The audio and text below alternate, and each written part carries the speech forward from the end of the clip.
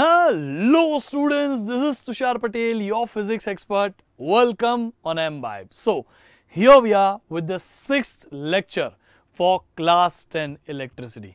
हम ऑलरेडी बहुत कुछ पढ़ चुके हैं कि चार्ज क्या होता है, इलेक्ट्रिक करंट क्या होता है, पोटेंशियल क्या होता है, पोटेंशियल डिफरेंस क्या होता है, और उसके बाद हमने ये भी देखा कि सर्किट्स जो कॉम्प्लिकेटेड हो सकते हैं तो उनको हम इजी कैसे कर सकते हैं, रजिस्टर क्या है, रियोस्टेट क्या है, एमीटर क्या है, वोल्ट मीटर क्या है, ऐसी बहुत सारी अच्छी अच्छी चीज़ें हम पढ़ चुके हैं। आज के इस क्लास में अभी हम करंट और पोटेंशियल डिफरेंस इन दोनों के बीच का रिलेशन पढ़ने वाला है, जिसको हम प्यार से ओम्स लॉ भी बुलाते हैं। तो चलिए शुरू करते हैं आज का हमारा क्लास विद माय इंट्रोडक्शन। मैं हूं Tushar Patel, your physics expert. It's been more than 7 years I am teaching physics and now my job here is to make physics easier for you.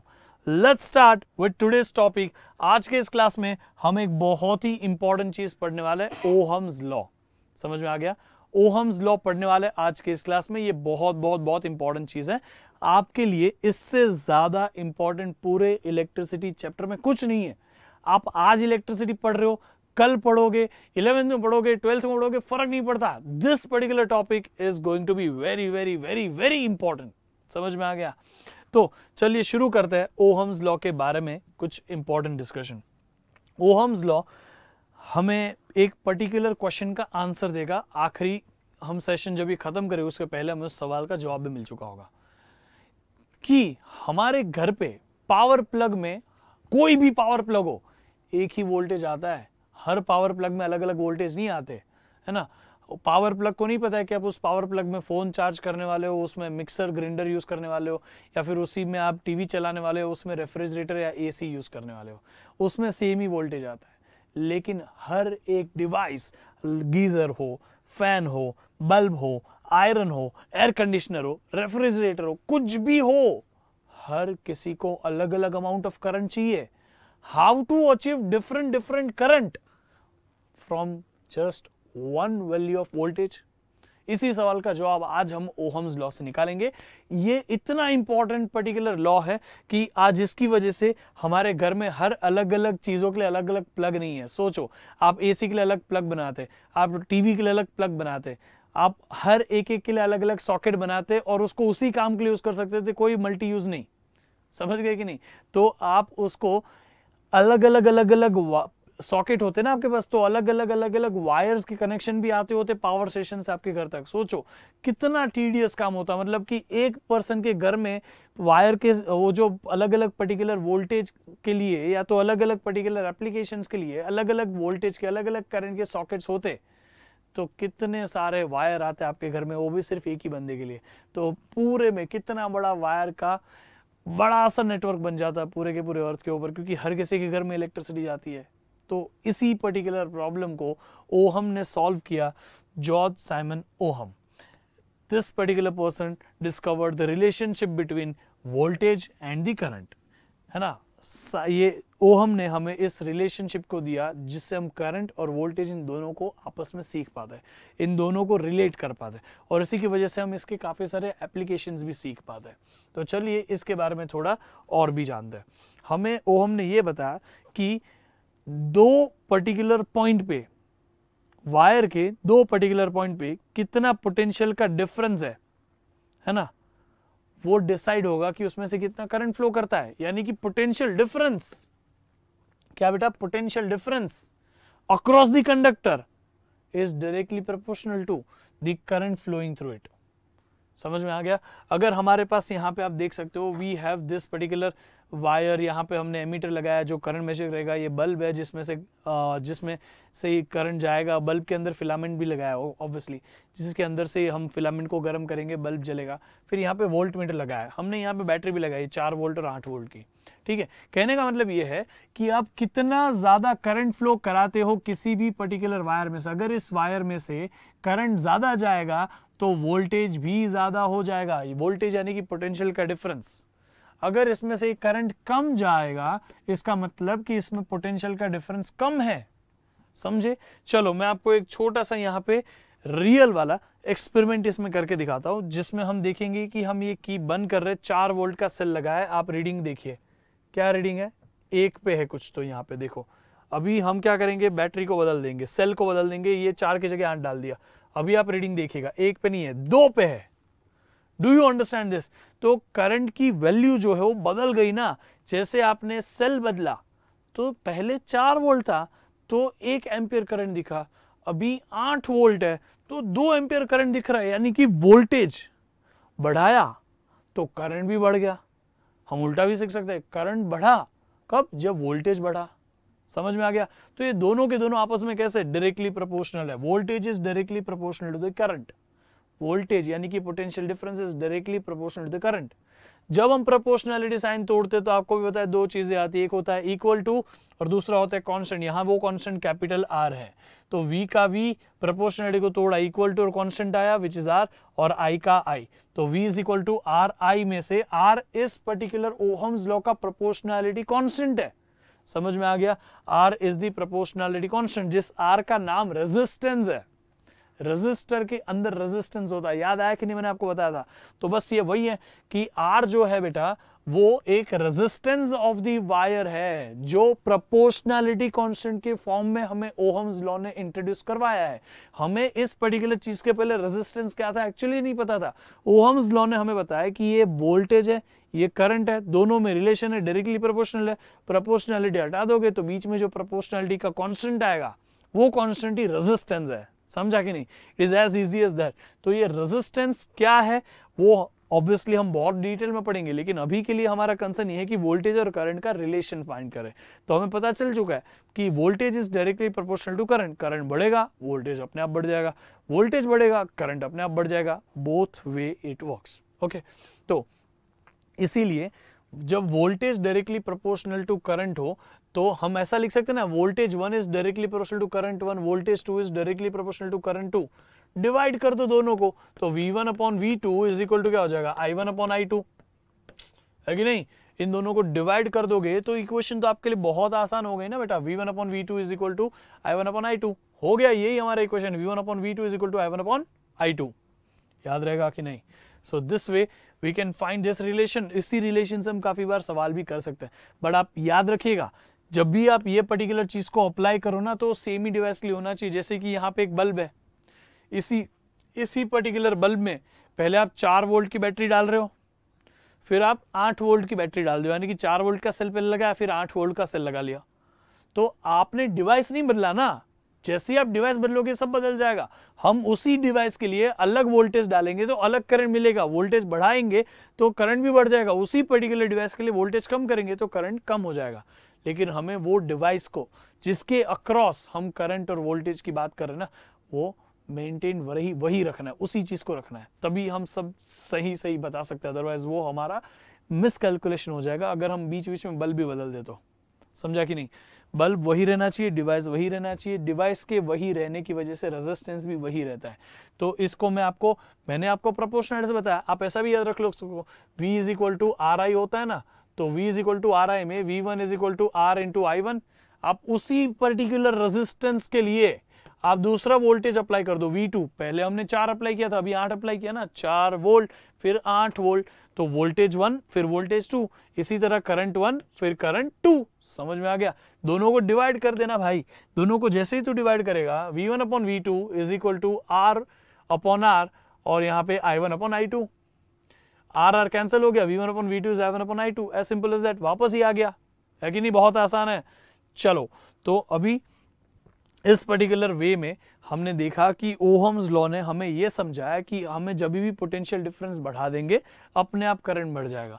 एक आखिरी बार हम इस पर्टिकुलर चीज को इलिस्ट्रेशन से देख लेते हैं। ये सेल की वैल्यू कितनी है, 1.5 वोल्ट की, यहाँ पे लगाया माइक्रो एमीटर। जैसे हम इसको प्ले करेंगे माइक्रो एमीटर में, यहाँ पे देखिए कितना रीडिंग गया, 10 गया है। समझ में आ गया? कितना गया, 10 गया है कि नहीं? जब मैंने कितना लगाया, 1.5 वोल्ट लगाया, तो 10 मिली एम्पियर वाला एमीटर है, माइक्रो एम्पियर नहीं सॉरी, तो मिली एम्पियर वाले एमीटर में 10 मिली एम्पियर हमारा करंट गया है।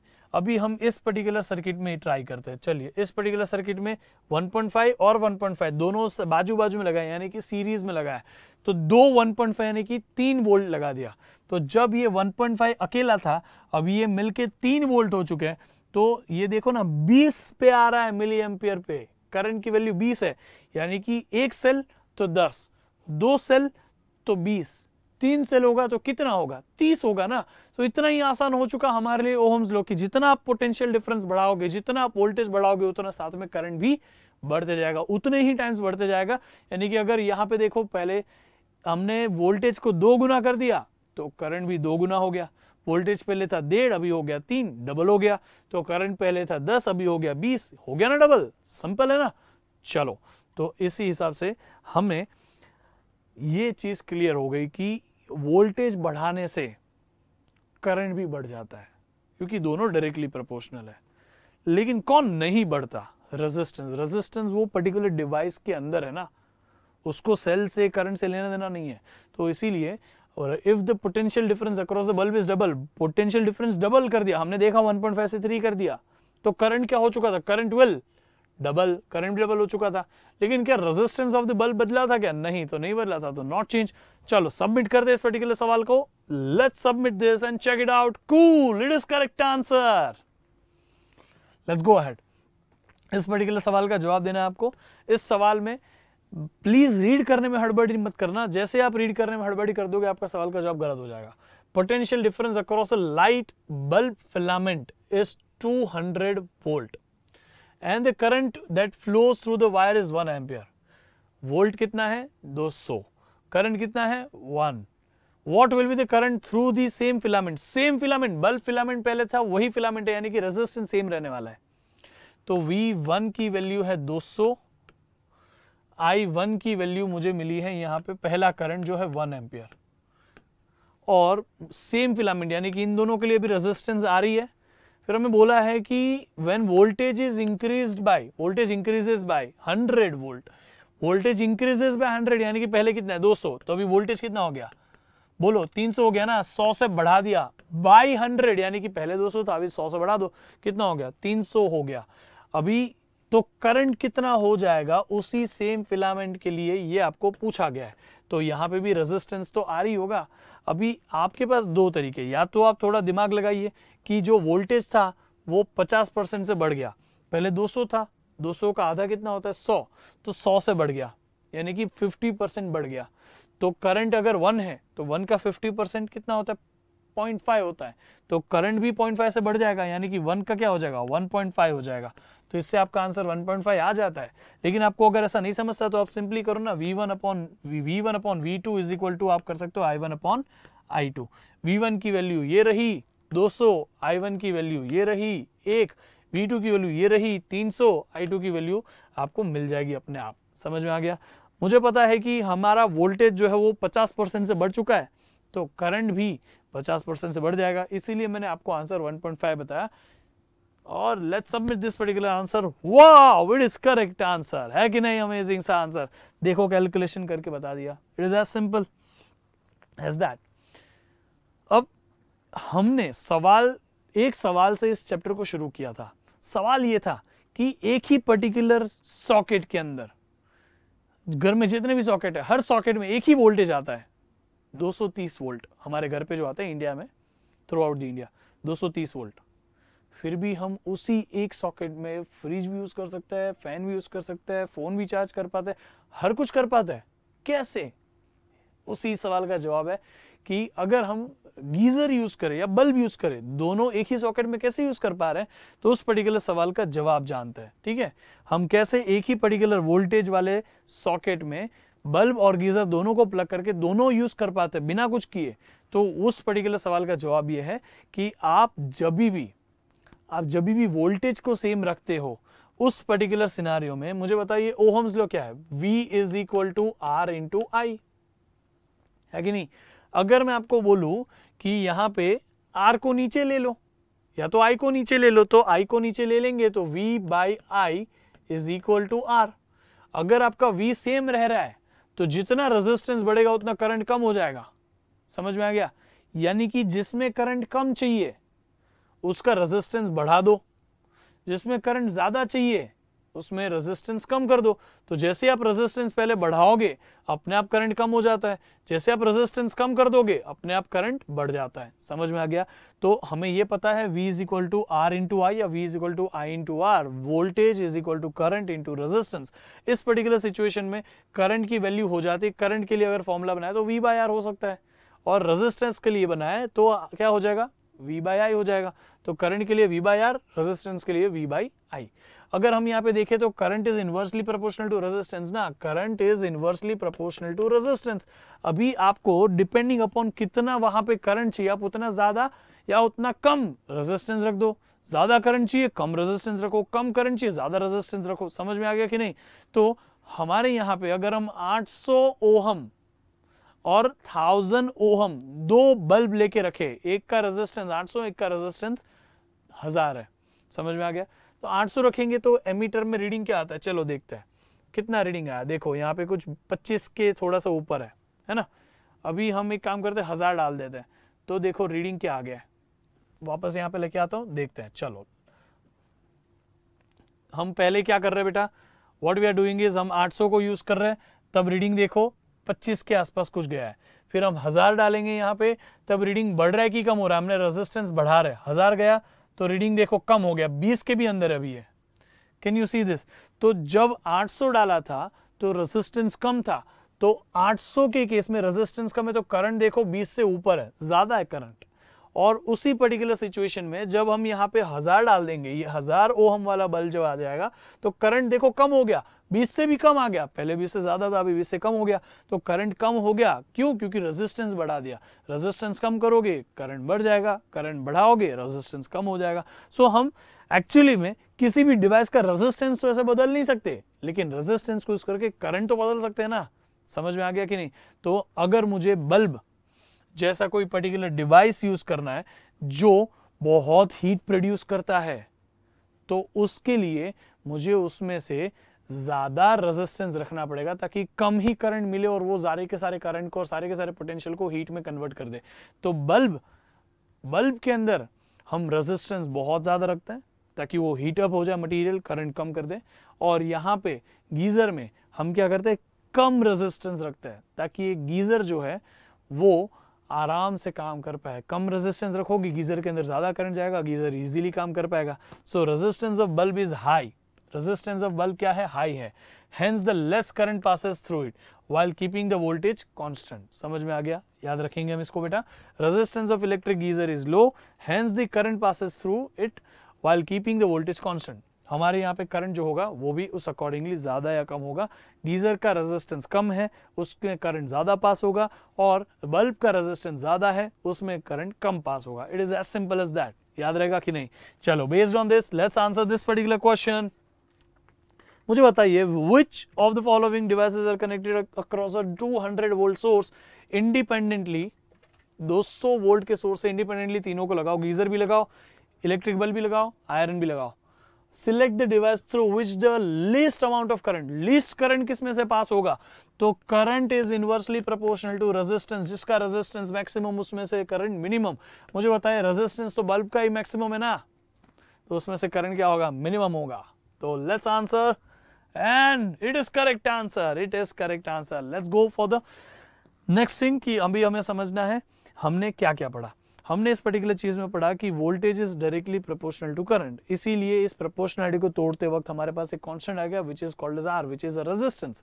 ओके, और दूसरी चीज ये है कि हम डिपेंडिंग अपॉन डिवाइस का रेजिस्टेंस ज्यादा रखे तो जो प्लग में से वोल्टेज आ रहा है उसी वोल्टेज के सेम ही वोल्टेज पे रेजिस्टेंस ज्यादा रख के करंट कम ला सकते हैं, और उसी वोल्टेज पे रेजिस्टेंस कम रख के करंट बढ़ा सकते हैं। समझ में आ गया? So we can actually control the current by controlling the value of resistance. समझ में आ गया कि नहीं? It is easy, right?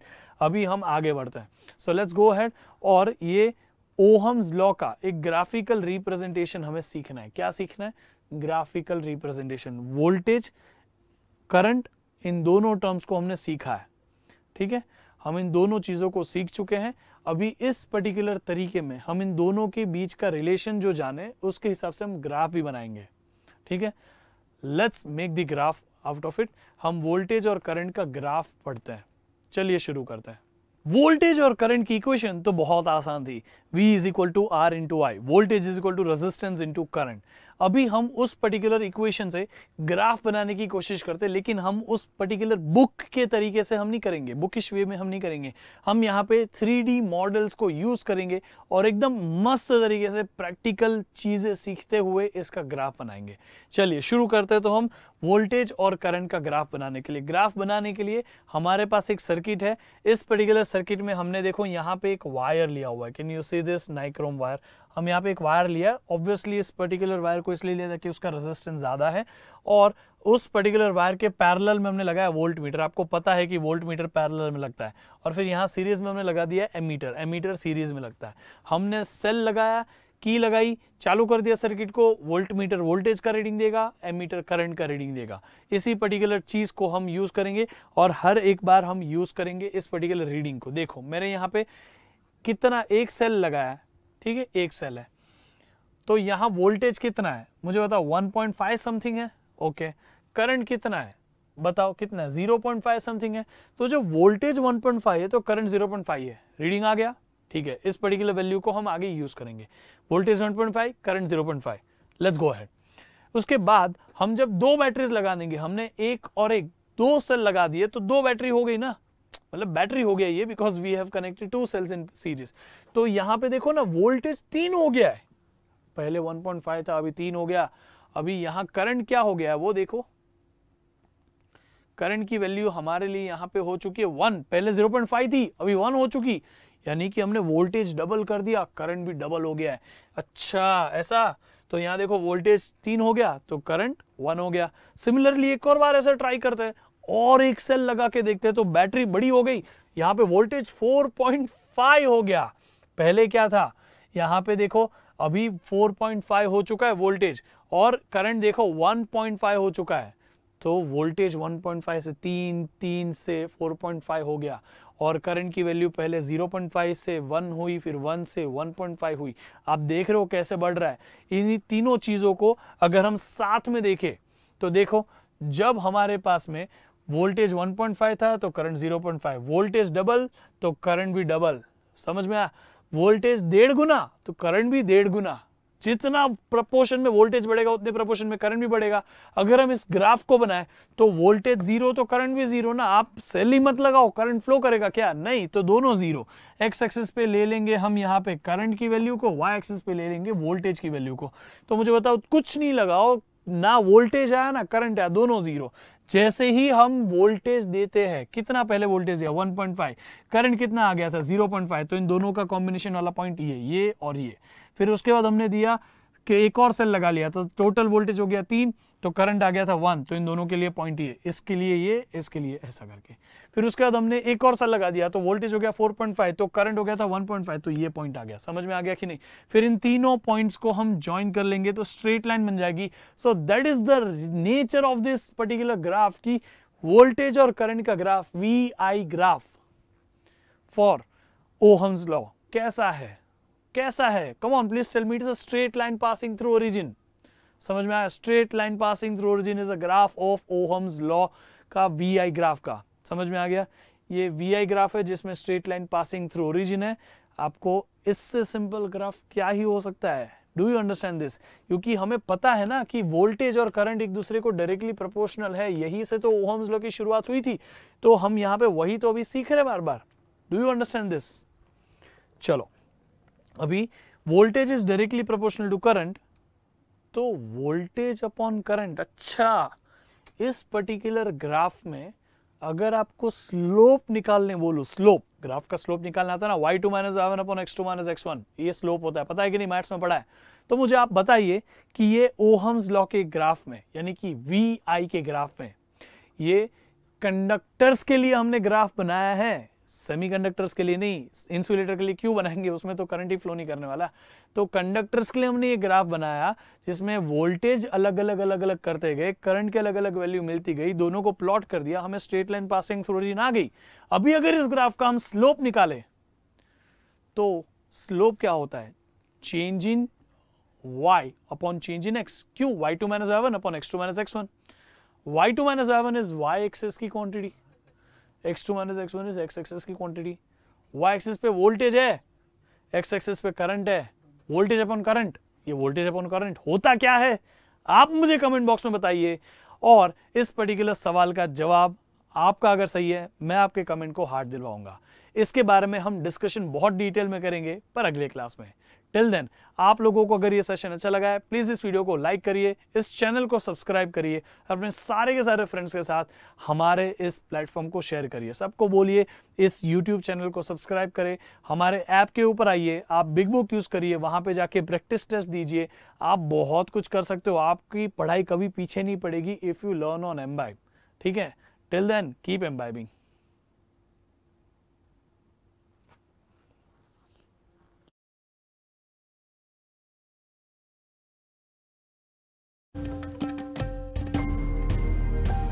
Keep imbibing.